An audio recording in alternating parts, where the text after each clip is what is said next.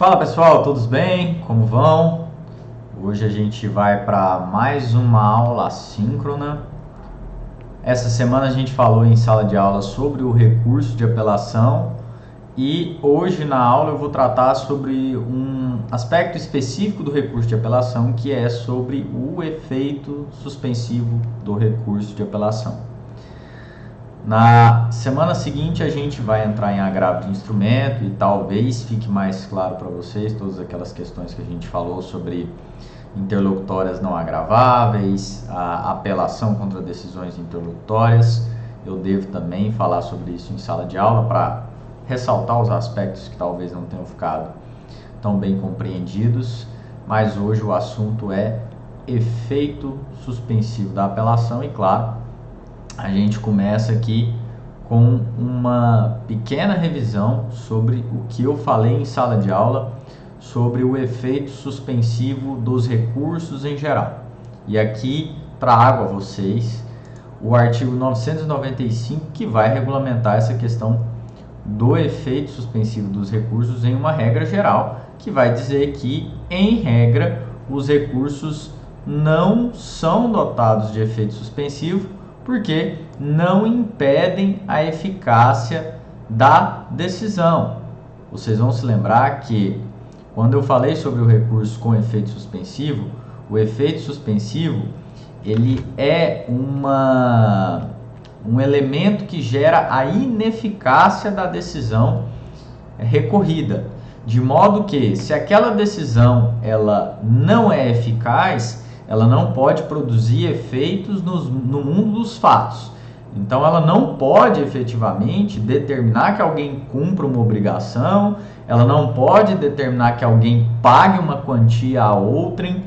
Essa decisão, ela existe e ela é válida, mas ela ainda não produz efeitos, de modo que ela é ineficaz, de novo, no caso de haver recurso com efeito suspensivo previsto como o meio correto de impugnação daquela decisão. Mas fato é que, de acordo com o Código de Processo Civil, em regra, os recursos não vão impedir a eficácia das decisões judiciais e, então, essas decisões judiciais elas vão, de imediato, a partir da publicação delas, produzir efeitos no mundo dos fatos, ok? Agora, ainda na nossa pequena revisão, também comentei com vocês em sala de aula que, embora os recursos em regra não tenham efeito suspensivo, existem duas hipóteses em que os recursos podem ocasionar a ineficácia das decisões judiciais. E essas hipóteses são quando houver disposição legal, ou seja, quando estiver previsto em lei que o determinado recurso possui efeito suspensivo automático, ou se existir uma decisão judicial em sentido diverso. Diverso como? Decisão judicial que atribua o efeito suspensivo que o recurso não tem. Então, embora os recursos não impeçam a eficácia da decisão judicial, é possível que uma outra decisão judicial retire a eficácia daquela decisão anterior e, desse modo, estará emprestando o efeito suspensivo ao recurso que foi interposto contra a primeira decisão. Lembrando, gente, toda pretensão recursal, ela vai envolver um juízo a quo e um juízo ad quem. O juízo a quo é aquele que prolatou a decisão recorrida e o juízo ad quem é aquele que vai analisar o recurso e dizer se aquela decisão recorrida ela foi ou não correta. Em todos os recursos, salvo no embargo de declaração, nós teremos esse esquema de juízo a quo e juízo ad quem. Então, o juízo ad quem, que é quem vai analisar a pretensão recursal, ele tem poderes para retirar a eficácia da decisão recorrida, prolatada pelo juízo a quo, enquanto não se julga o mérito indefinitivo do recurso, ou seja, é possível que o juízo ad quem empreste o efeito suspensivo ao recurso que não era dele dotado automaticamente por disposição legal, ok? Então vamos voltar aqui ao texto do CPC. Além do artigo 995 caput, que ele basicamente nos introduz nessa ideia de que os recursos em regra eles não possuem o efeito suspensivo, mas podem ter o efeito suspensivo por disposição legal ou por decisão judicial que atribua esse efeito suspensivo, ele ainda traz para nós aqui, no parágrafo único, os requisitos para que esse efeito suspensivo possa ser concedido aos recursos interpostos, que são quais? Diz o parágrafo único: a eficácia da decisão recorrida poderá ser suspensa por decisão do relator, e aqui eu abro um parêntese, lembrando que, em regra, é claro que aqui a gente fala em relator quando a gente fala de recurso em tribunal, porque praticamente todos os recursos eles tramitam nos tribunais, mas o relator ele é o responsável por conduzir o processo no tribunal, receber o recurso e conduzir o processo no tribunal, até que se chegue à sessão de julgamento, que eu já expliquei como funciona essa dinâmica em outras aulas, ok? Então, embora a decisão sobre o mérito do recurso seja tomada por um colegiado de julgadores, a atribuição do efeito suspensivo ela é um poder do relator. Ele sozinho pode decidir atribuir ou não o efeito suspensivo a um recurso que foi interposto. Lembrando que o efeito suspensivo ele não pode ser atribuído de ofício. É necessário que o recorrente faça o pedido de atribuição de efeito suspensivo ao recurso que foi interposto, porque se o desembargador, no caso o relator, né, melhor dizendo, usando as palavras do código, se o relator de ofício, sem que haja o pedido, atribui efeito suspensivo a esse recurso, ele vai estar atuando de forma ilegal e essa decisão dele vai ter que ser cassada, ok? Não pode atender pedido que não foi feito, tá? Então, vamos lá. Quais são os requisitos então? Se da imediata produção dos efeitos da decisão, volto a ressaltar, quando a gente fala em efeito suspensivo de recurso, a gente está falando de eficácia ou ineficácia de uma decisão. E aí a gente está falando da possibilidade ou do potencial que essa decisão tem de produzir efeitos no mundo dos fatos. Então, aqui está dizendo o CPC que se da imediata produção dos efeitos da decisão houver risco de dano grave, de difícil ou impossível reparação e ficar demonstrada a probabilidade de provimento do recurso, aí ele poderá atribuir efeito suspensivo ao recurso. Essa é a regra geral que nós temos com relação ao efeito suspensivo de todos os recursos, ok? Então, quando eu recorro de uma decisão e pretendo que o relator atribua efeito suspensivo ao meu recurso que eventualmente não tenha, eu terei que comprovar que aquela decisão, se produzir efeitos, ela vai estar gerando ao meu cliente um dano grave, de difícil ou impossível reparação, além de demonstrar que a minha pretensão recursal, ela tem uma grande probabilidade de ser acolhida no julgamento final de mérito. São esses os requisitos gerais, inclusive para a concessão de qualquer tutela provisória. E quando a gente fala de atribuição de efeito suspensivo a recurso, a gente está falando sim de atribuição de uma tutela, da concessão, melhor dizendo, de uma tutela provisória, ok? Então, agora que a gente fez uma revisão sobre efeito suspensivo, a gente passa a analisar o caso em específico do recurso de apelação. E vejam só, o recurso de apelação, ele vai possuir efeito suspensivo automático, ou, como diriam os latinos, né, os romanos, efeito suspensivo ope legis. Por quê? Porque o artigo 1012, que é o dispositivo legal que a gente está analisando na aula de hoje, que vai regulamentar essa questão do efeito suspensivo da apelação, ele traz de maneira expressa que a apelação terá efeito suspensivo. Quando ele diz terá, ele está estabelecendo aqui que a regra geral é que a apelação ela tenha efeito suspensivo automático. E aí eu volto e lembro a vocês o que a gente discutiu em sala de aula. Se uma sentença condena a entregar, por exemplo, um carro a B, essa sentença, ela, em razão do efeito suspensivo da apelação, embora ela condene a uma obrigação de fazer, obrigação de entregar coisa, essa sentença ela nasce ineficaz. Por quê? Porque a mera possibilidade de interposição de recurso com efeito suspensivo automático retira da decisão judicial a sua ineficácia desde o seu nascimento. Então, uma sentença que condene a pagar uma indenização a B, que condene por exemplo, fazer um reparo na casa de B, porque, enfim, a obra não ficou boa. Ou então uma sentença que, como eu dei o exemplo inicialmente, condenou a entregar um carro a B ou qualquer outro objeto que vocês possam imaginar.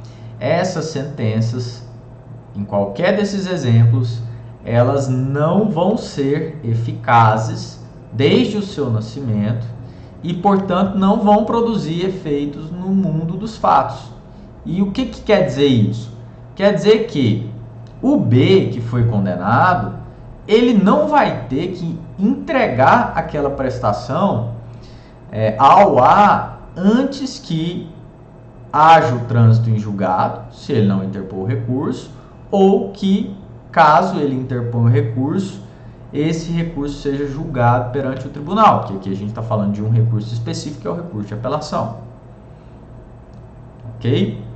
Então, mesmo condenado, o A, o B, melhor dizendo, ele não vai ter que pagar a indenização para o A, ou não vai ter que cumprir uma obrigação de fazer um reparo na casa do A, ou ele não vai ser obrigado a entregar o carro a A, porque a sentença, por estar sujeita naturalmente ao recurso de apelação, ela nasce ineficaz e ela só se torna eficaz quando ou o vencido, quem perdeu, quem foi condenado, não recorre, ou seja, ele deixa passar o prazo, e aí essa decisão transita em julgado, e a partir do trânsito em julgado ela se torna eficaz, ou se o vencido recorre, aí essa sentença ela só se torna eficaz após o julgamento pelo tribunal do recurso de apelação. E claro, se essa sentença for mantida. Porque se ela for de alguma maneira reformada ou cassada, evidentemente ela não vai se tornar eficaz, porque ela de fato agora foi desconstituída. Ok? A regra geral, portanto, é que haja efeito suspensivo no recurso de apelação. Mas, como quase tudo no direito, a regra geral é uma e nós temos várias exceções. Então, vamos agora estudar as exceções. O parágrafo 1º do artigo 1012, ele vai trazer quais são as hipóteses gerais em que o recurso de apelação não vai ter efeito suspensivo, ou seja, começa a produzir imediatamente os efeitos após a publicação a sentença que, vamos ler um a um. A primeira, homologa a divisão ou demarcação de terras. A divisão e demarcação de terras, ela é uma ação específica, num procedimento especial, em que se está discutindo ele. Normalmente ela obviamente ela é uma ação que se origina a partir de uma superposição de áreas, pelo menos hipoteticamente, quando duas pessoas têm, em tese, documentos que geram a propriedade de um mesmo pedaço de terra, então é necessário delimitar ou demarcar quais são os limites da propriedade de cada um. Então, por opção legislativa, se entendeu que o melhor seria retirar dessa sentença que homologa essa divisão ou demarcação de terras o efeito suspensivo da apelação, de modo que ela produz os efeitos imediatamente após a publicação da sentença. Outra hipótese, inciso 2, condenação ao pagamento de alimentos. Também por uma opção legislativa, tendo em vista o próprio caráter da verba, verba de caráter alimentar, a condenação em sentença de primeiro grau produz efeitos imediatamente. Então, lembra o exemplo que eu dei? Que se o A é condenado a pagar ao B um valor de indenização, ele não precisa pagar, ele pode interpor a apelação e esperar o julgamento dela. Essa é a regra geral. Porém, se ele for condenado ao pagamento de alimentos, a partir da data da publicação da sentença, ele já fica obrigado a efetuar os pagamentos mensais ao alimentado. Outra hipótese: a sentença que extingue sem resolução do mérito ou julga improcedentes os embargos do executado. Por que disso? Vejam bem, a sentença que extingue o processo sem resolução de mérito não faz nem sentido a gente falar em efeito suspensivo dela. Por quê? Porque quando a gente pensa em efeito suspensivo de apelação, e é até interessante a gente abrir esse parênteses aqui, quando a gente pensa em efeito suspensivo da apelação, a gente pensa que aquela sentença, ela de fato produziu alguma alteração no mundo dos fatos.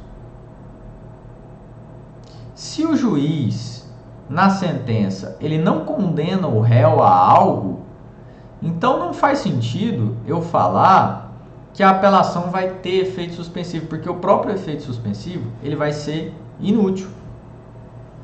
Então, vamos supor, se o autor ele entra com uma ação contra o réu, pedindo a entrega de um carro, porque, enfim, eles fizeram um contrato, o réu ficou de entregar esse carro para ele, etc, etc, etc. Vamos imaginar uma situação hipotética. E o juiz, ele julga improcedente essa demanda, ele está dizendo que o autor não tem direito, simples assim.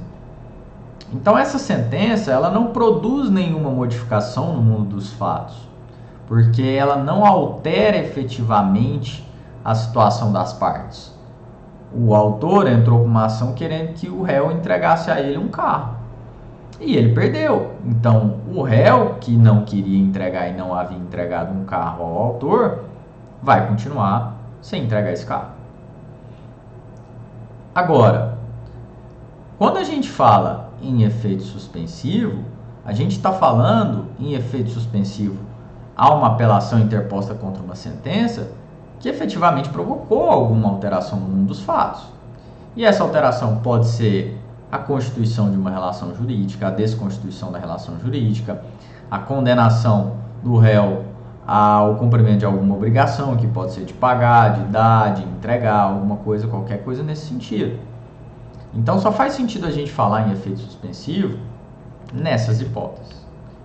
Então quando a gente fala que uma sentença que extingue o processo sem resolução de mérito não possui efeito suspensivo, isso na verdade seria óbvio, porque uma sentença que extingue o processo sem resolução de mérito, ela sequer chega a analisar a pretensão do autor, porque entende que ele não preenche todos os requisitos de admissibilidade da demanda e, portanto, aquela sentença ela não contém dentro dela absolutamente nenhuma condenação.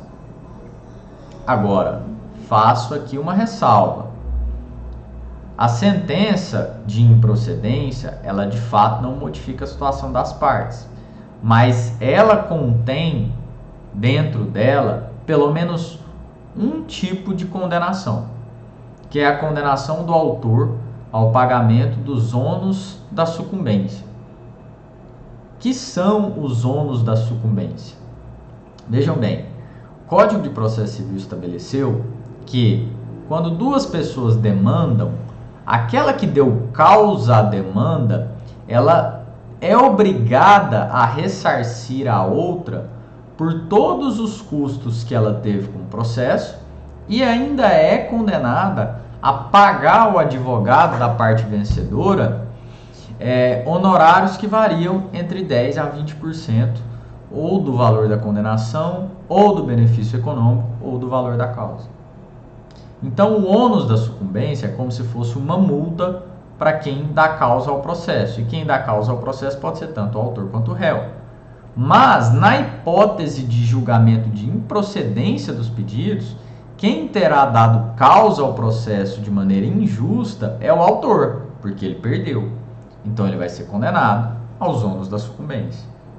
E é claro, nessa condenação, se o autor recorre em apelação, essa apelação ela terá efeito suspensivo apenas e tão somente para que o autor ele não seja obrigado a arcar com esses ônus da sucumbência antes que aquela sentença seja confirmada pelo tribunal.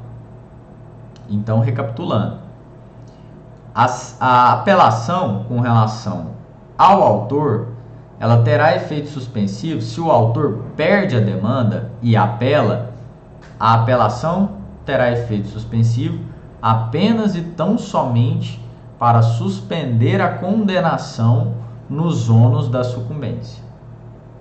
Com relação ao réu, por outro lado, se o réu for o vencido na sentença, a apelação ela terá efeito suspensivo para suspender ou retirar a eficácia da sentença com relação à condenação em si, que pode ser de pagar, de dar, de entregar coisa, e também dos ônus da sucumbência.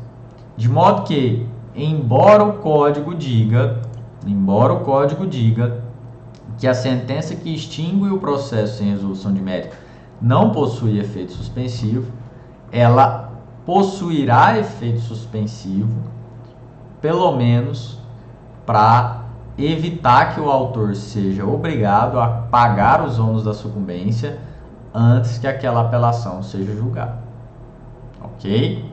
Então leiam com ressalvas esse inciso que fala que a apelação contra a sentença que extingue o processo sem resolução de mérito não tem efeito suspensivo. É porque ela não vai suspender nada de fato a não ser a condenação aos ônus da sucumbência. Beleza? Com relação à segunda parte do dispositivo, que fala no julgamento improcedente de embargos do executado, eu lembro a vocês aqui, eu não sei se vocês já tiveram a matéria de execuções, mas o embargos do executado, ele é a defesa por excelência que o executado pode promover quando ele sofre uma ação de execução de título extrajudicial. E nessa ação ele pode discutir absolutamente qualquer matéria. Então, quando ele ajuiza os embargos do executado, ele tem a possibilidade de suspender o trâmite da execução, ou seja, a execução ela para e agora nós vamos discutir as matérias que o executado propôs nesse embargo. Se o executado perde esses embargos do executado, ou seja, a sentença nos embargos do executado é de procedência, entende que ele não tem razão e que, portanto, a execução ela está correndo conforme todos os trâmites, mesmo que ele interponha a apelação, essa apelação não terá efeito suspensivo automático, ok? Avançando. Inciso 4. Não terá efeito suspensivo a apelação interposta contra a sentença que julga procedente pedido de instituição de arbitragem. Arbitragem é um procedimento específico que depende de as partes assinarem um contrato com uma cláusula arbitral. Então, se o juiz constatar que as partes convencionaram resolver os seus conflitos pelo procedimento da arbitragem, ele extingue o processo sem resolução de mérito. Então, essa hipótese de julgamento do pedido de instituição de arbitragem, ela, na prática, ela é uma sentença terminativa, ou seja, ela não analisa o mérito. O que acontece aqui normalmente?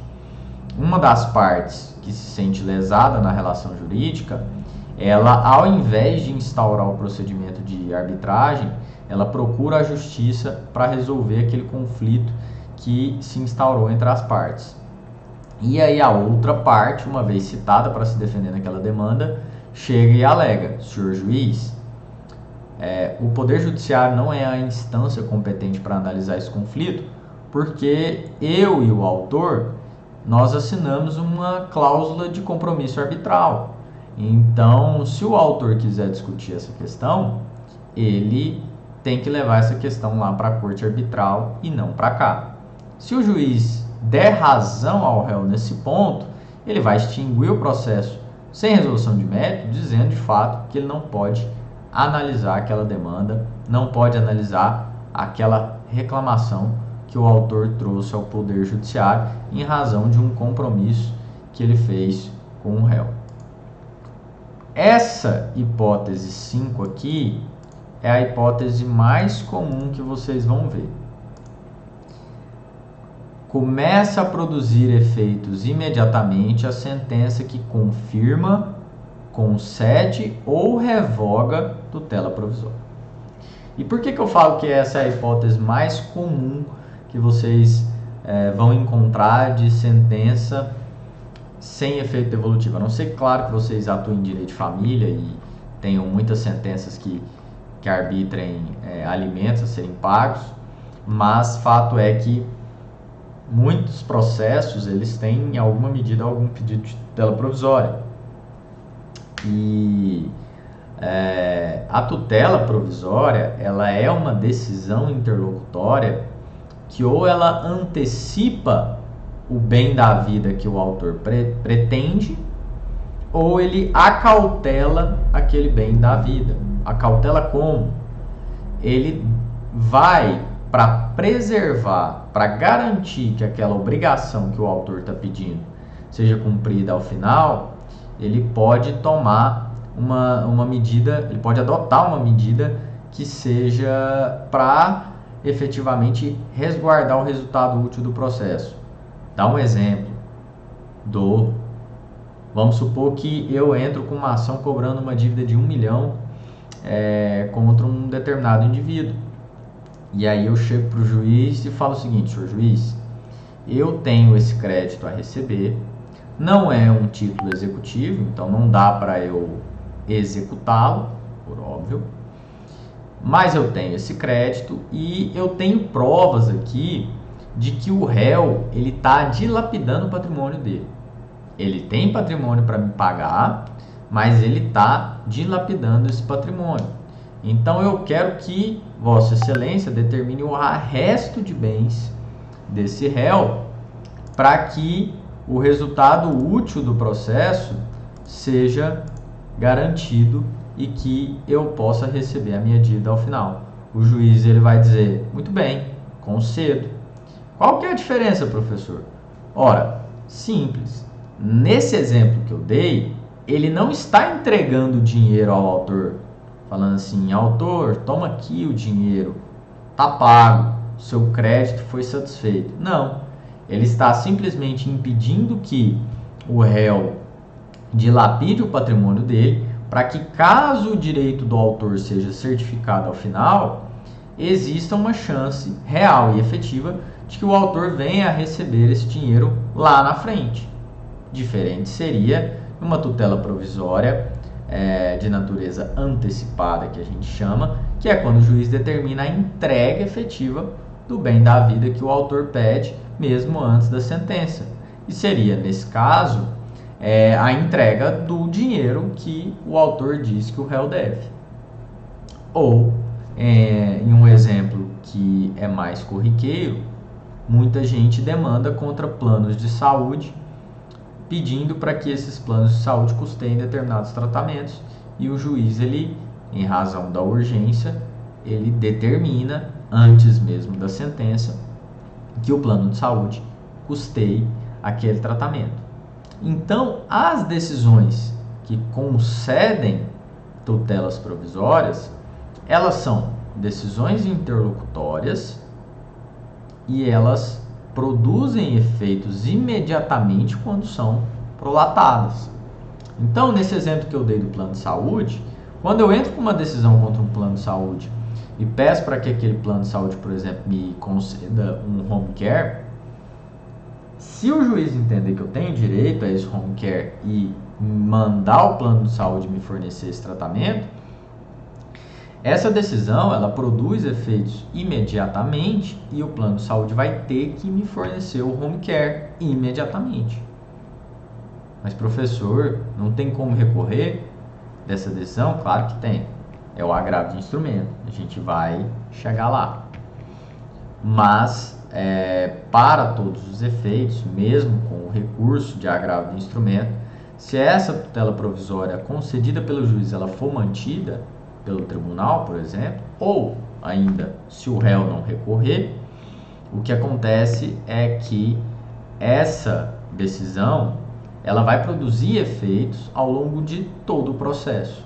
E aí, quando você chega na sentença e a sentença confirma essa tutela provisória, naturalmente, por uma questão até de lógica, não faria sentido que a decisão interlocutória que concedeu uma tutela provisória produzisse os seus efeitos durante todo o processo e quando viesse a sentença, em razão do recurso de apelação ter efeito suspensivo, aquela decisão perdesse a sua eficácia e não mais produzisse efeitos no mundo dos fatos. Então, na verdade, a sentença que confirma uma tutela provisória, ela simplesmente está estendendo a eficácia de uma decisão que já produziu seus efeitos no mundo dos fatos. Até aí, tudo bem. Agora, uma decisão, uma sentença que concede uma tutela provisória, como assim? É possível que o juiz faça isso. E imagine só que o autor entrou com uma ação cobrando do plano de saúde a concessão de um tratamento e o juiz não deu a tutela provisória no início do processo. Ficou na dúvida, entendeu que não estava bem provado e aí o processo correu. Chegou na hora da sentença, o juiz ele entendeu que o autor tinha o direito que ele tinha pedido na inicial. Ele pode, claro que de maneira fundamentada, não só condenar o réu à prestação daquela obrigação, ou seja, a entrega daquele tratamento, mas ele pode, na própria sentença, conceder a tutela provisória justamente para que aquela sentença comece a produzir efeitos imediatamente. Isso significa que o juiz ele tem poderes para retirar o efeito suspensivo da apelação. Basta que ele conceda a tutela provisória na sentença. E aí, claro, o réu ele vai ter que correr atrás de devolver o efeito suspensivo a essa apelação. A gente vai falar sobre isso agora. Por fim, a sentença que revoga uma tutela provisória, ela também não tem efeito suspensivo. Vamos imaginar a seguinte situação, ainda falando sobre plano de saúde, que eu acho que é um bom exemplo. Se eu entrei com a ação, pedi o tratamento, o juiz entendeu que eu tinha direito, concedeu a tutela provisória, o processo tramitou, aquela decisão que me concedeu a tutela provisória produziu efeitos, eu tive direito ao tratamento durante todo o processo. Mas ao final do processo, o juiz, analisando melhor e levando em consideração também os argumentos do réu, ele mudou de ideia. Ele entendeu que eu não tinha aquele direito que eu pedi. E aí ele julga improcedente os meus pedidos e revoga a minha tutela provisória que estava concedida. Qual que é o ponto aqui? Muita gente, principalmente no âmbito do Código de Processo Civil anterior, que não era tão detalhado, entendia que a decisão que revogava a tutela provisória, e não a sentença, melhor dizendo, né? A sentença que revogava a tutela provisória, como não havia disposição expressa no Código de Processo Civil que falava que a apelação contra essa sentença não tinha efeito suspensivo, entendia que a apelação tinha efeito suspensivo para manter a eficácia da tutela provisória. Então vejam bem, olha qual que era a hipótese. Eu ganhei uma tutela provisória, tive durante todo o processo a prestação de um bem ou de um serviço que o juiz me concedeu. Na sentença o juiz entendeu que eu não tinha aquele direito, perdi a ação, mas em razão do efeito suspensivo da apelação, eu conseguia prolongar a eficácia daquela decisão até o momento que o tribunal avaliasse a minha apelação e eventualmente confirmasse a sentença de primeiro grau, e só então, de acordo com os defensores dessa tese, a minha tutela provisória deixaria de produzir efeitos efetivamente. Só que, claro, esse não era a melhor interpretação, porque isso gerava um ônus para o réu que era muito excessivo. Porque a sentença, ela é a conclusão do procedimento comum, que é uma decisão tomada com cognição exauriente, que a gente fala. Porque o juiz, ele ouviu o autor, ouviu o réu, teve produção de provas, muitas vezes ouviu testemunha, ouviu especialista. Então é uma decisão que tende a ser uma decisão aprofundada e que não faria sentido que você imputasse ao réu o ônus de continuar cumprindo uma prestação que uma decisão com cognição exauriente entendeu que não era mais cabível.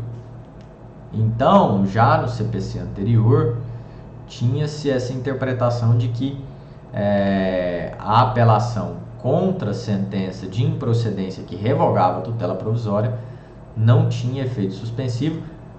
Efeito suspensivo no sentido de manter ou prolongar a eficácia da tutela provisória que foi concedida anteriormente.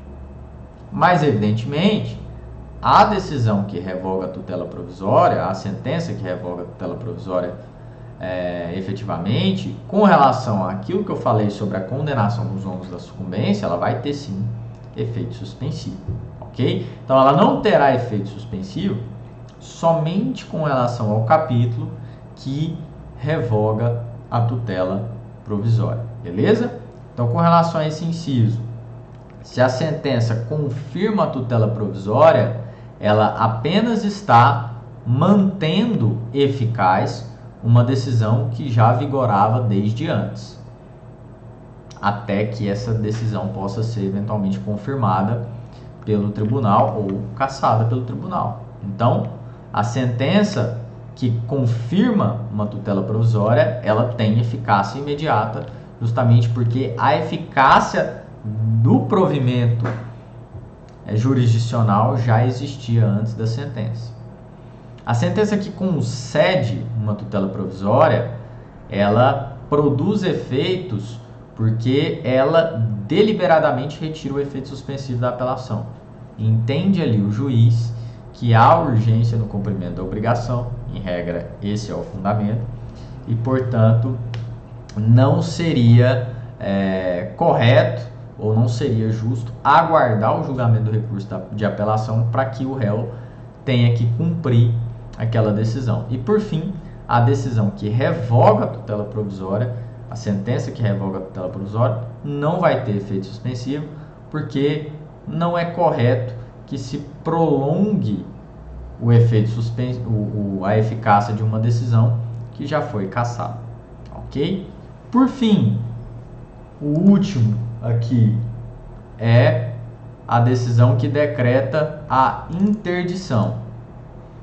Então, a pessoa, quando ela está mal e precisa ser interditada, vai ser nomeado um curador especial que vai cuidar dos interesses dela, e essa pessoa interditada, assim que a sentença for prolatada, ainda que haja recurso, essa sentença já vai produzir efeitos imediatamente. Naturalmente, com a nomeação do curador especial, vai ser concedido a ele os poderes para tomar conta dos assuntos de interesse do interditado. Beleza? Bom, avançando aqui para o final, agora vocês já sabem quais são os casos em que a apelação não é dotada de efeito suspensivo. Falta então a gente entender como que eu faço para devolver o efeito suspensivo da apelação que não tem, porque a regra é ela ter. Então, nos casos que ela não tem, deve ter alguma forma de devolver a essa apelação aquele efeito suspensivo. Mas antes, só para fazer uma observação rápida, quando a apelação não possui efeito suspensivo automático, que são esses casos que a gente acabou de analisar, é possível instaurar o cumprimento provisório de sentença. Toda sentença, uma vez transitada em julgado, ela deve ser cumprida e existe um procedimento específico para que isso aconteça, que é o que a gente chama de cumprimento de sentença. Só que, quando existe uma decisão ou que concede uma tutela provisória ou uma sentença que condena o réu a uma prestação e essa sentença não tem efeito suspensivo, ou é interposto um recurso contra uma decisão e esse recurso não tem efeito suspensivo, essa decisão, como eu já disse, ela produz efeitos, ela tem eficácia. Portanto, ela vai promover uma alteração no mundo dos fatos. E aí, no caso, vai ser possível, quando a apelação não tiver efeito suspensivo, instaurar o cumprimento provisório de sentença. Por que provisório? Porque, embora a sentença tenha eficácia e deva ser cumprida, a determinação que nela consta deva ser cumprida, é possível que ela venha a ser reformada ou invalidada pelo tribunal.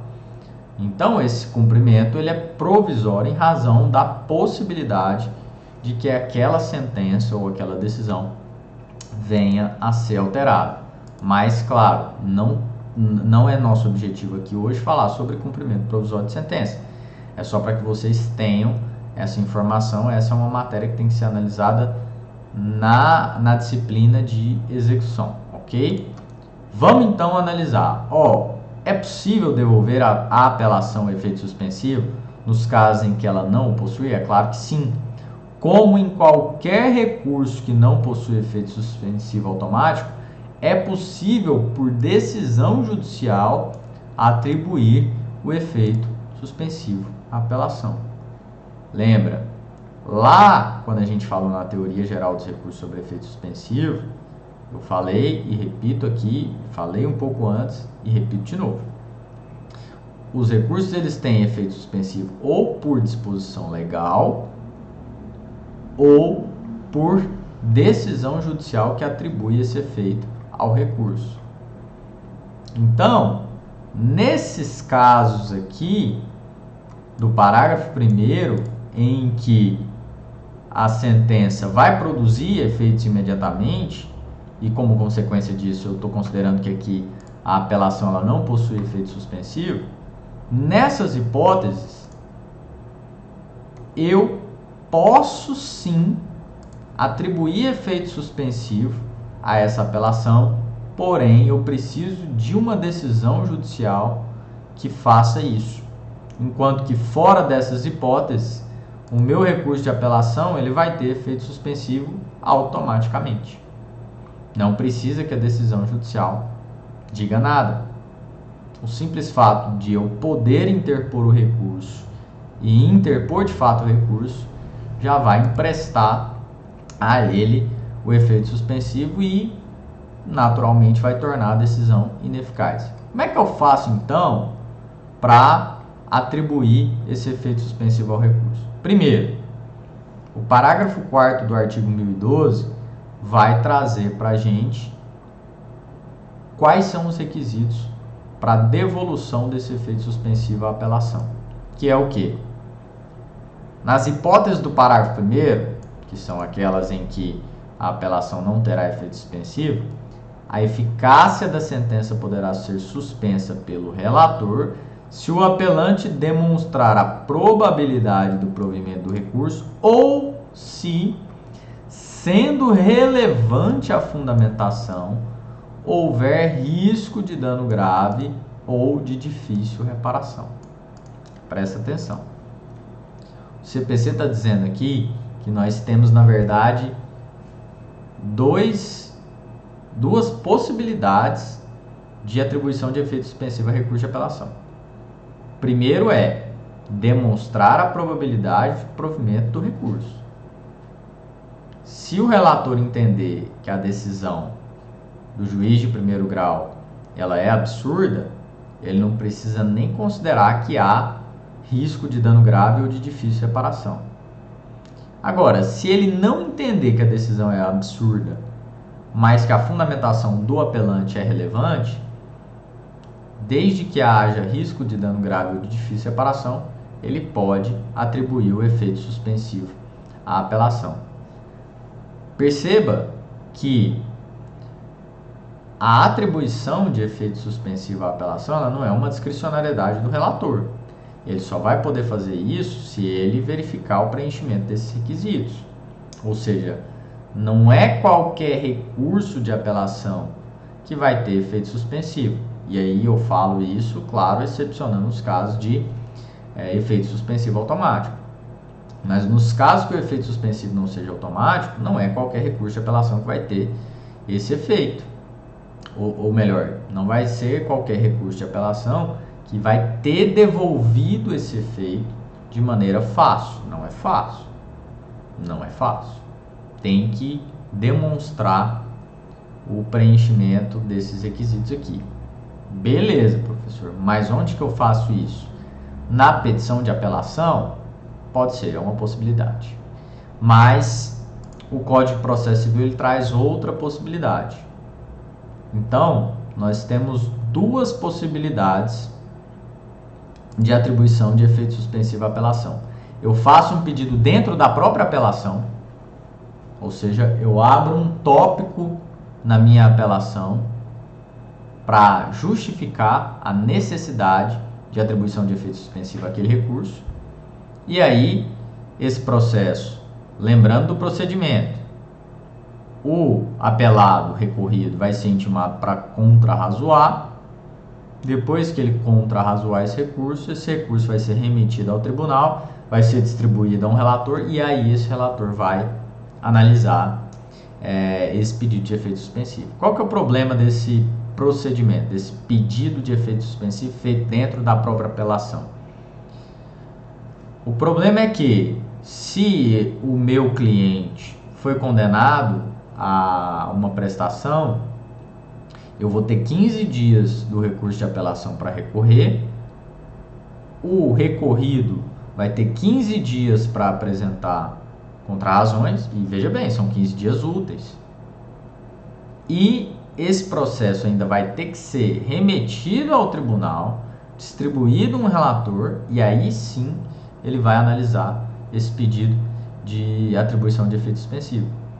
Então vocês podem perceber que nesse procedimento pode haver uma demora que torne torne a questão assim inútil para o recorrente. Porque se ele tiver que, por exemplo, pela sentença, entregar uma prestação em 10 dias, ou em 15 dias, ou em 20 dias, ou em 30 dias, é muito pouco provável que o relator da causa, o relator daquele recurso, venha a analisar o pedido de atribuição de efeito suspensivo antes que esse prazo se esgote. E aí o recorrente, o apelante, ele vai estar submetido a um dano muito grave, ok? Mas qual é então o procedimento mais célere? Vamos passar por ele aqui. Está previsto lá no parágrafo 3º do artigo 1012. O Código de Processo Civil, ele traz a possibilidade de que antes que o meu processo chegue ao tribunal, porque o recurso de apelação, ele leva o processo todo para o tribunal. Então, antes que o processo chegue lá, ou seja, para que eu não precise esperar as contrarrazões do recorrido, para que eu não precise esperar que o juiz de primeiro grau determine a remessa e então que o processo seja remetido e depois distribuído, eu posso ir direto no tribunal e pedir a atribuição do efeito suspensivo por meio de o que a gente chama de pedido autônomo de atribuição de efeito suspensivo. Olha só, o pedido de concessão de efeito suspensivo, nas hipóteses do parágrafo 1º, poderá ser formulado por requerimento. Por requerimento. Esse requerimento, ele é considerado tecnicamente um processo incidental, porque como você vai direto ao tribunal, você vai ter que instaurar um novo processo lá. Mas é um processo destinado única e exclusivamente a decidir sobre a atribuição de efeito suspensivo ao recurso de apelação. Ele tem esse objeto e depois ele acaba.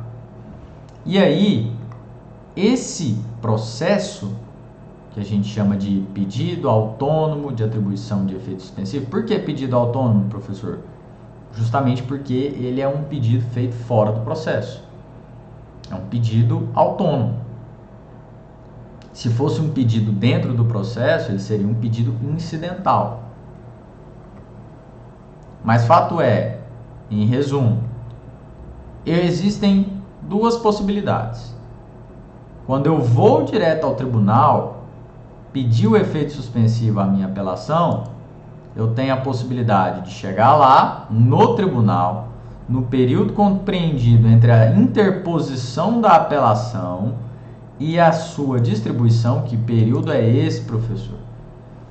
É o período, olha só, eu interponho a minha apelação, lembrando, o réu, ou melhor, o recorrido, vai ser intimado para apresentar contrarrazões.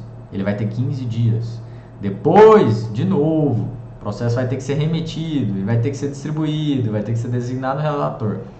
Então, dentro desse período, eu vou direto ao tribunal. E aí, quando isso acontecer, esse meu pedido, esse meu requerimento, vai ser distribuído a um relator que vai decidir a questão do efeito suspensivo.